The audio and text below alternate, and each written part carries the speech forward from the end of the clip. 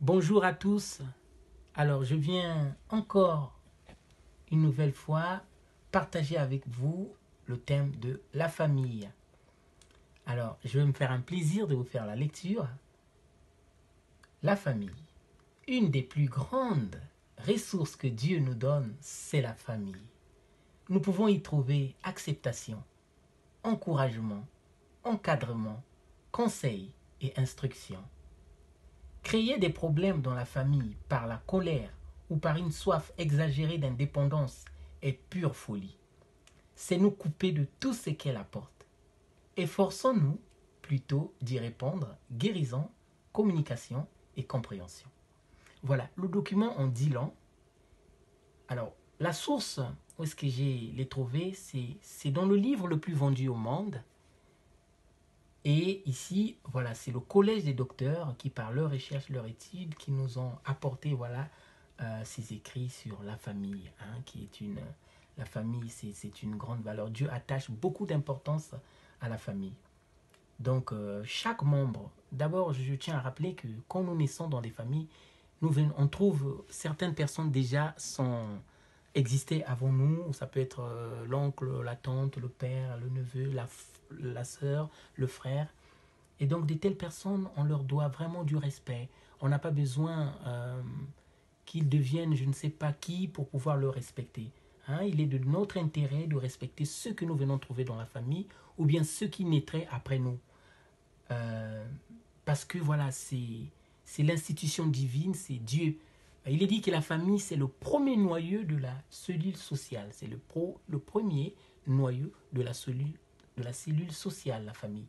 Donc, si vous voulez voir comment la société fonctionne, jetez un coup d'œil sur la famille. Donc, euh, Dieu, il attache beaucoup d'intérêt sur la famille.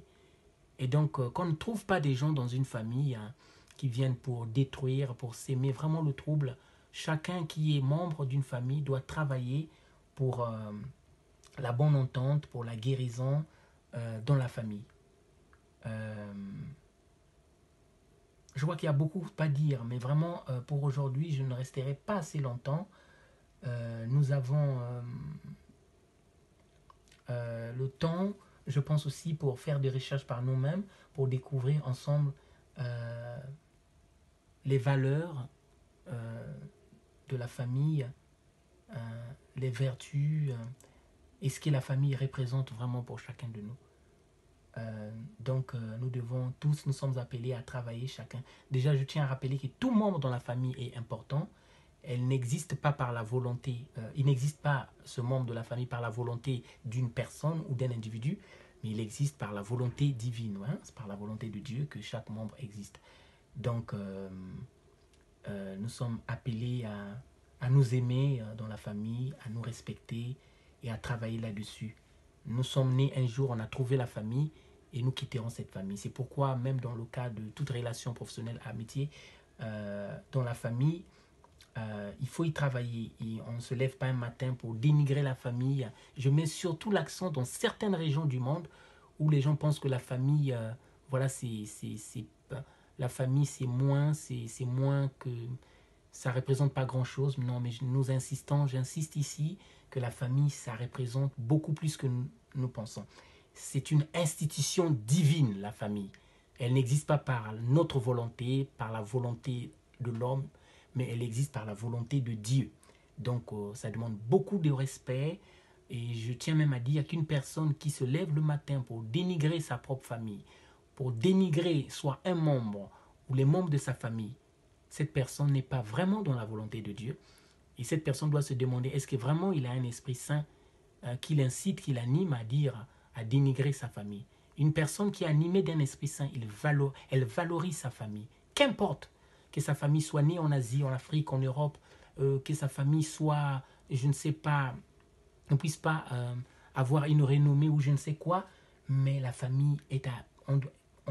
tout membre de la famille doit travailler pour le respect, vraiment. Et les autres doivent se sentir acceptés. Vous voyez les mots qui sont mentionnés hein, sur le document encadrement. Et généralement, dans une famille, vous trouverez toujours quelqu'un qui est là prêt à vous conseiller, prêt à vous encadrer. Sauf si on tombe dans une folie où on retrouve personne. Déjà, si je me lève un matin pour dire que dans la famille, je ne trouve pas conseil ou encadrement, c'est que je n'ai pas bien cherché. On trouvera. Donc avant d'aller ailleurs, avant d'aller chercher, je ne sais, conseil ou ailleurs, cherche bien dans la famille, tu trouveras quelqu'un, membre de ta famille, qui est prêt à t'encadrer, à te conseiller. C'est souvent par pure folie ou par orgueil qu'on ignore cela. Mais vraiment, je crois qu'à travers la lecture de ce document, chacun de nous fera un effort afin de travailler pour la bonne entente et la bonne guérison de nos familles. Merci, voilà ce que je voulais partager avec vous. Je vous souhaite une bonne journée et je vous dis à très bientôt. Au revoir.